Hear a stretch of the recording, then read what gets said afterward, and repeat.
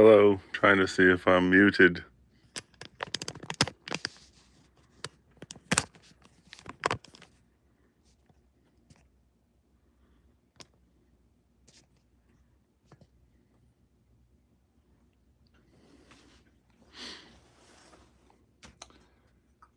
Continuing this watercolor from photo. Couple things happened already. You see this thing here that seems to have gone missing, but you know, we're not going to trot out this painting with the with the reference later, so not that important.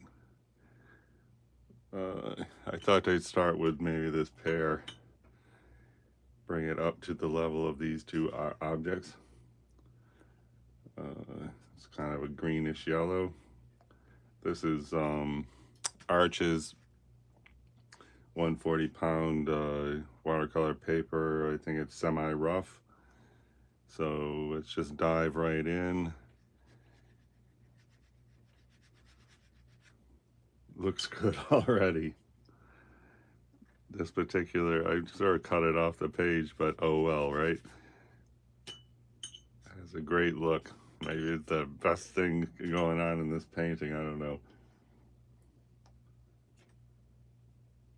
Using a combination of Daniel Smith paint and cheap paint, which is Mei Ling paint.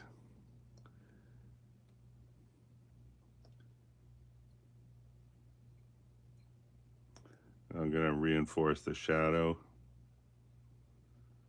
There's this texture on the background. I don't know if we really want to paint that or not. Probably not.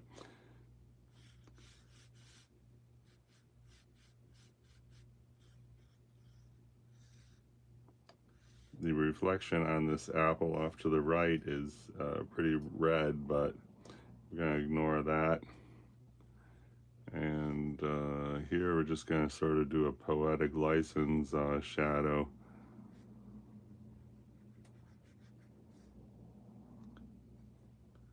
Okay, now that we have our little shadow thing happening, I'm going to, well, this shouldn't really be there. Blot that up with a dry brush, squish the water out. And here, let's just kind of extend this so it sort of fades into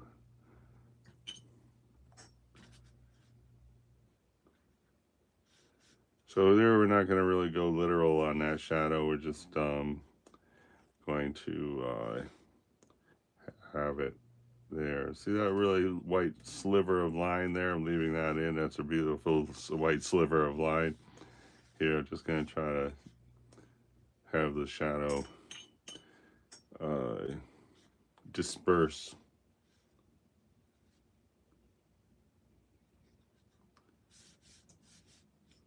Same here, it's left this little white thing there. That's going to help, no doubt, to have a personality and something happening in the shadow.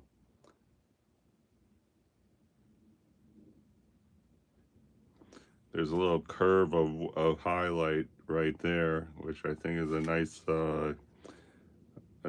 effect. So we're going to try to retain that, and that means that we're just going to leave this little white speck there white. This color here is called neutral tint, Daniel Smith color. And this shadow kind of goes out here, and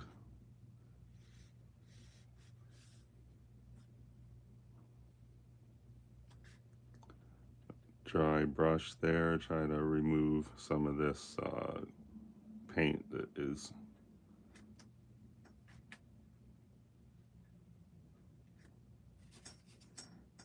looks pretty good up there. All right. Hello, Spencer Johnson. Thank you so much for that compliment. And hello back to you. So now what are we doing?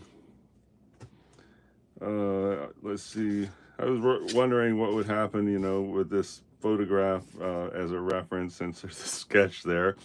Already the pear is like much bigger in the reference, but you know, we're just gonna let that little detail go.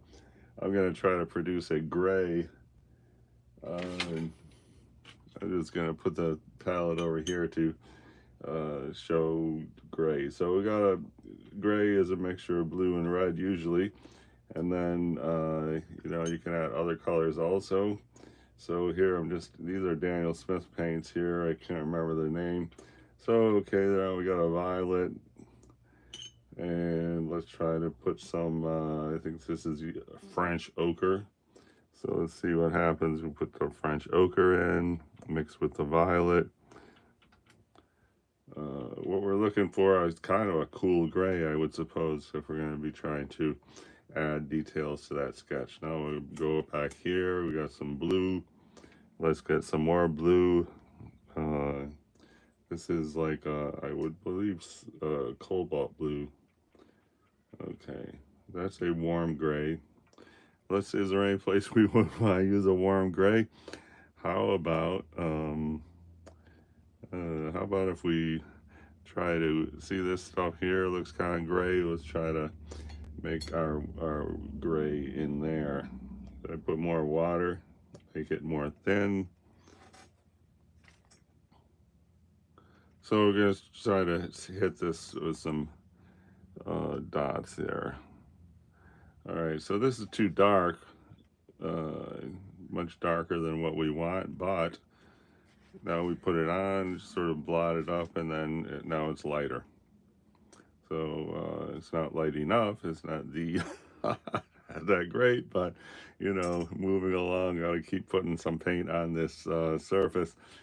Is there anywhere else we might want gray? Let's try right here. I'm just rubbing it there, and now I'm gonna blot, and hopefully we will get a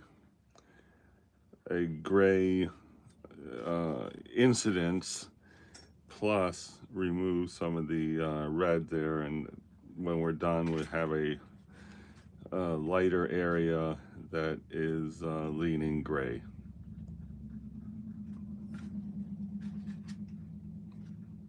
Okay, that's the lighter area. I don't see the gray lean yet, but let's see.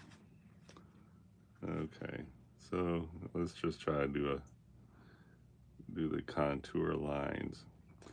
Nice thing about an apple is, you know, there's these contour lines that follow the shape of the apple, and as I demonstrated in this example, you know, this line drawing here is a good, you know, roadmap for achieving depth in the painting stage. If you already know that there's these contours that go, you know, follow the outside of the apple.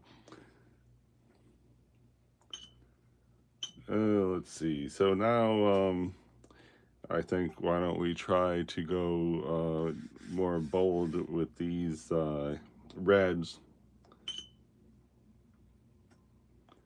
So I got this one red here. I don't really know what red it is. We're going to mix that with just these random colors here. We don't want to be painting straight from the tube, you know.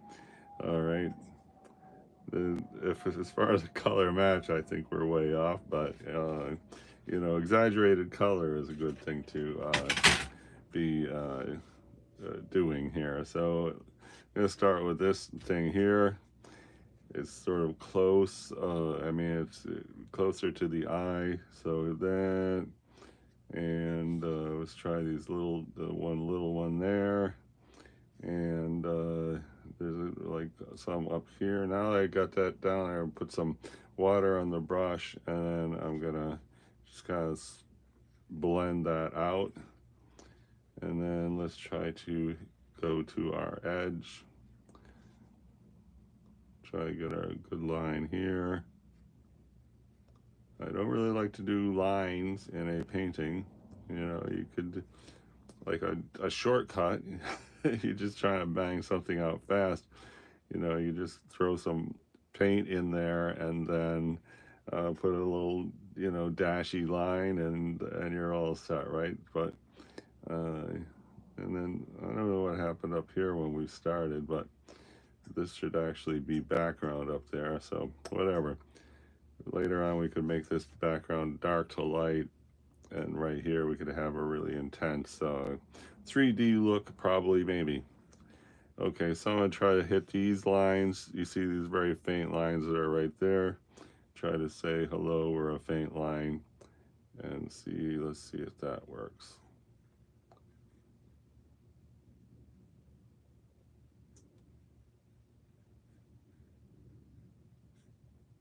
Looks kind of good. Should add some yellow over there too.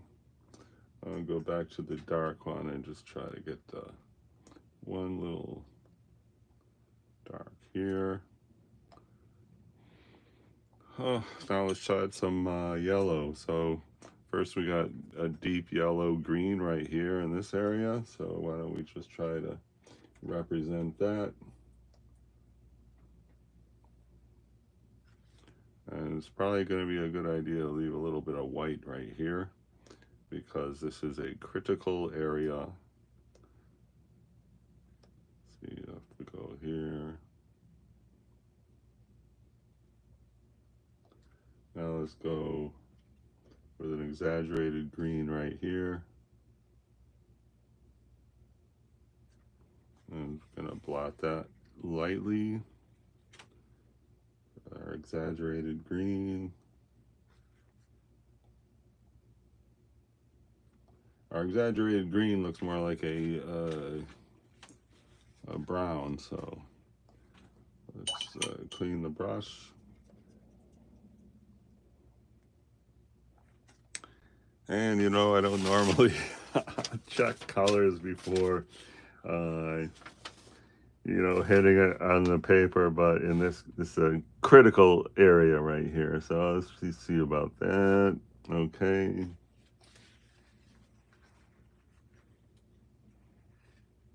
All right, I think we're going places right there.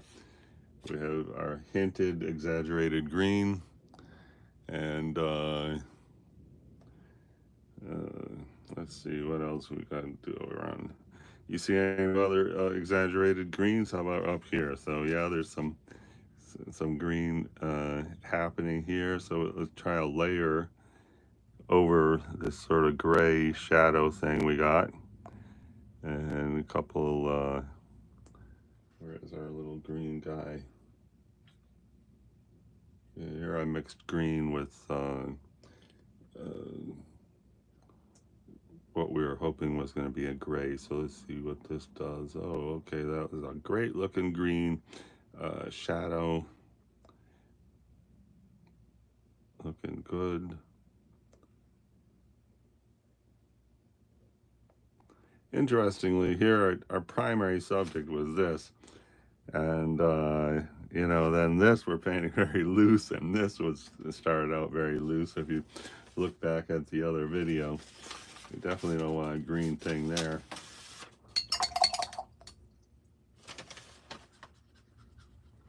Okay, just trying to erase. Okay, that's sort of erase. I don't know what that red's doing there. Okay. Anyway, back to the that subject. This is you know, loose, and you know, overly not that loose. Okay, where were we? We were gonna do the gray. I don't know what happened to that. We sort of got off on a tangent here. We're looking for a cool gray.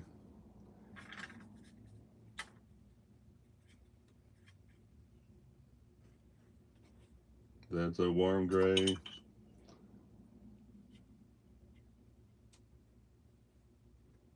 That's still a warm gray, but it's a pretty nice warm gray. So let's why don't we put some of that stuff on there. So, you know, right in here, I don't really want to get a lot of multicolors. You know, we got to stay with, you know, a similar effect.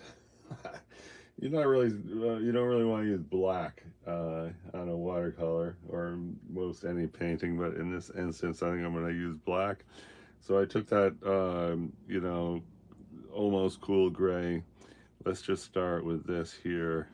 Okay, it's still a warm gray, but we gotta keep moving. We gotta lay paint down on this uh, paper here. Be bold.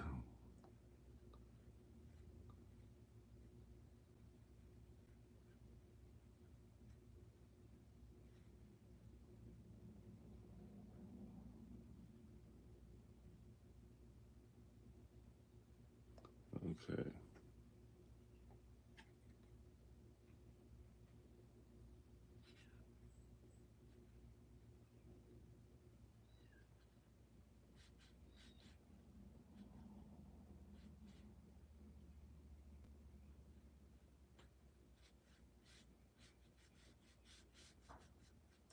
Using a poetic license to represent the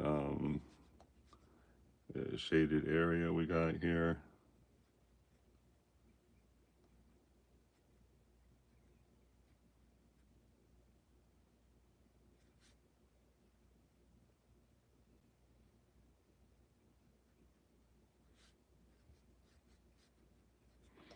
Okay, I'm gonna take some clear water, sort of dry off the brush, and then just hit it right here to soften the edge.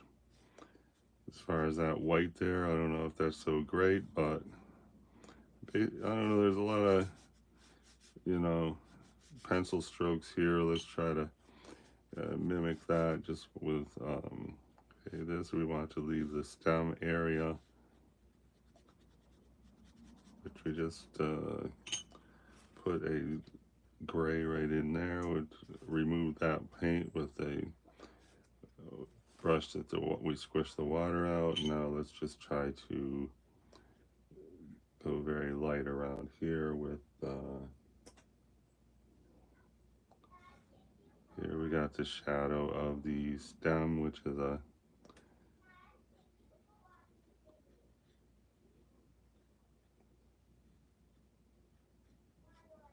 I don't know if this is good, this circle with a dot in it, but that's what we're looking at. So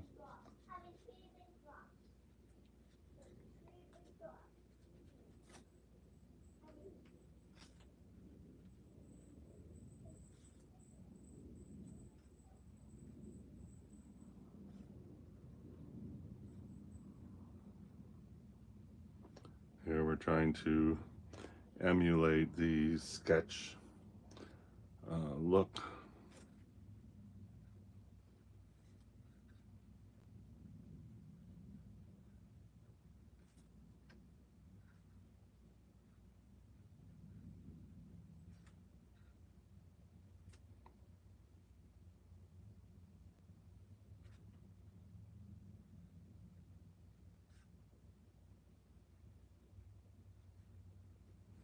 So here we got a warm gray happening, which is not really what we wanted to have, but you know, just gotta lay down some paint on this thing.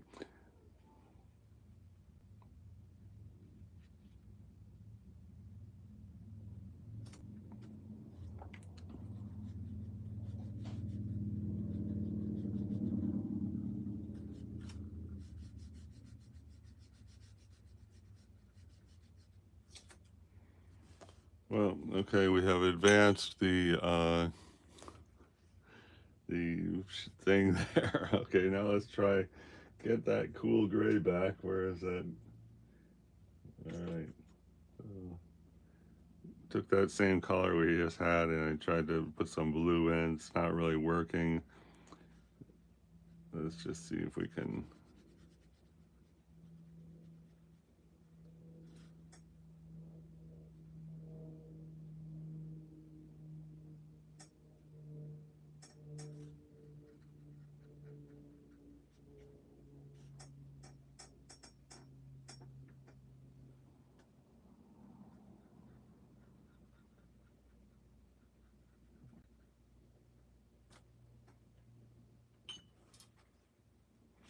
Now I got pretty much mostly water, and I'm just going to try to bring this out and leave a very fine line at the edge of the pear sketch. And the pear, is definitely flat, and I like the way that this looks flat, like compared to that. And that's usually my objection to painting from photo, is that since a photo's flat, you get it perfect, it's going to look flat. And so everybody I think wants depth in the painting, not look like a flat thing. So I don't know what that is. Okay, well, that's looking pretty good, and it's looking pretty flat. So all right, maybe we could try to do the stem. um, I want a darker color, but not too dark. So we're going to try a darker tone. So here, let's see if we can get these lines. Oh, look at how fine that line is.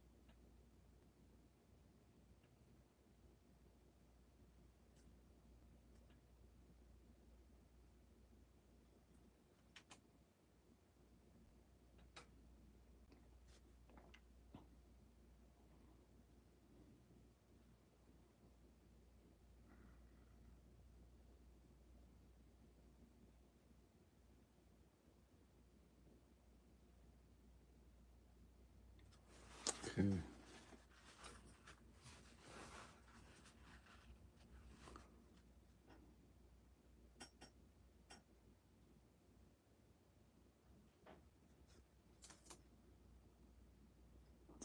And there is a line right here. Let's just see if we can make that line.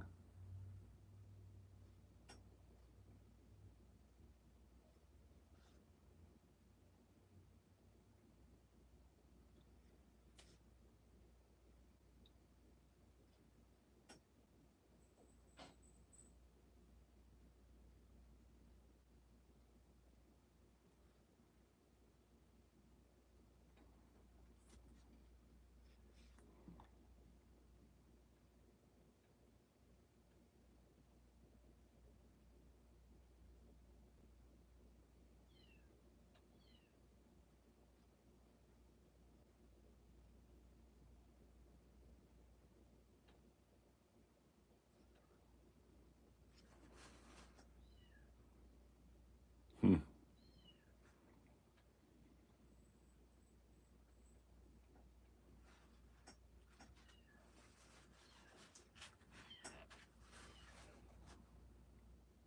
I'm debating, I guess we want this just slightly lighter, so I'm just going to try to remove some of that paint there.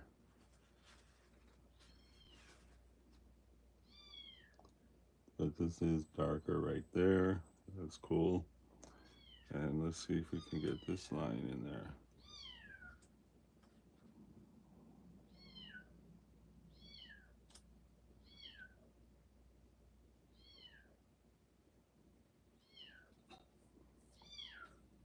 And let's see if we can get these lines.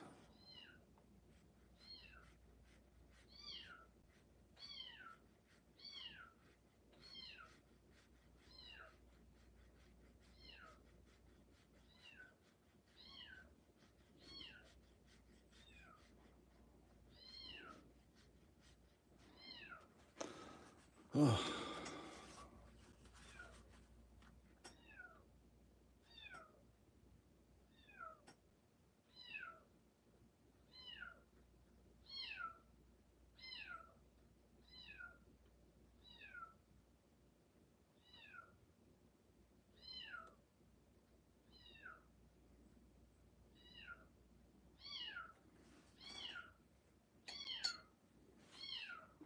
Just add some water, sort of blot up a little bit here. So now we got the gray tones plus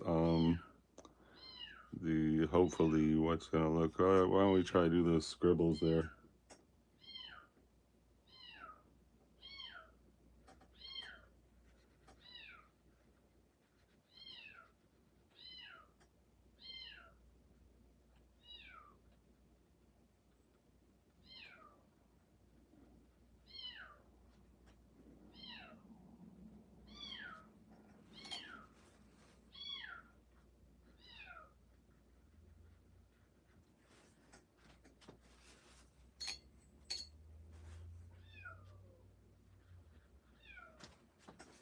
Try to make the scribbles a little lighter.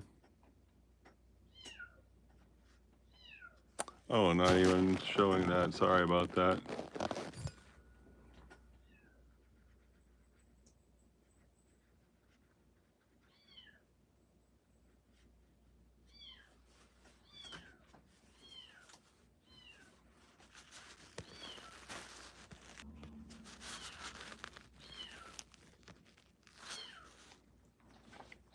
All right, so we tried to add some details and refinement to the sketch thing.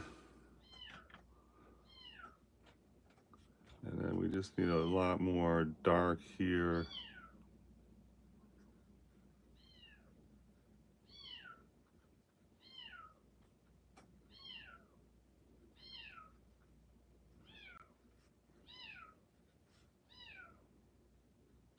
And I don't like that warm. We sort of got put that warm gray there, which just out of necessity. So now let's try to get a better dark right there. This line.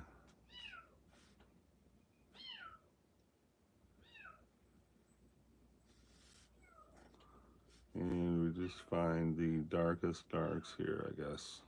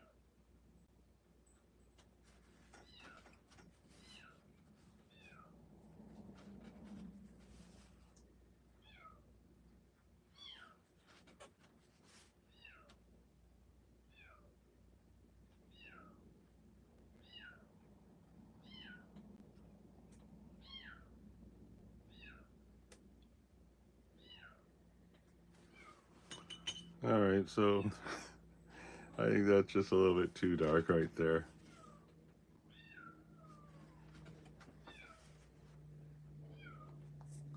This one also.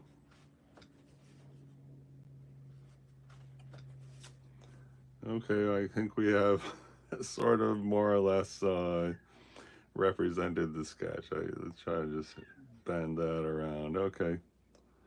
And this, doesn't look very good either, and neither does this. Let's try to sort of round there.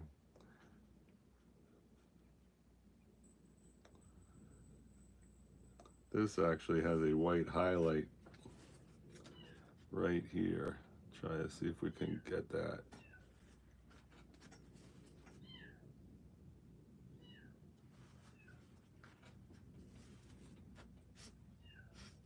All right, it's not great, but it looks all right.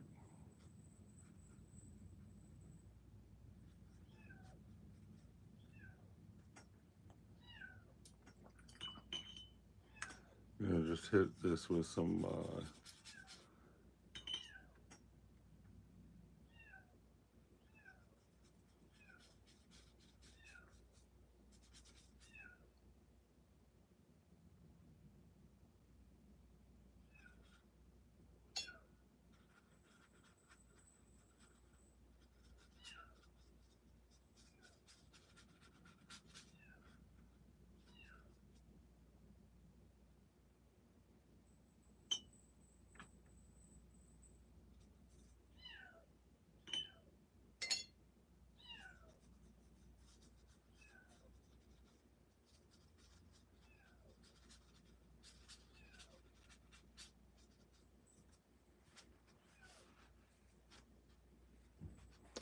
So that's it for the paper, I hope, for at least for a while. I guess we take a break, and I do appreciate everyone who stopped by. We'll be back later for this thrilling project of paint from photo, live real-time watercolor painting.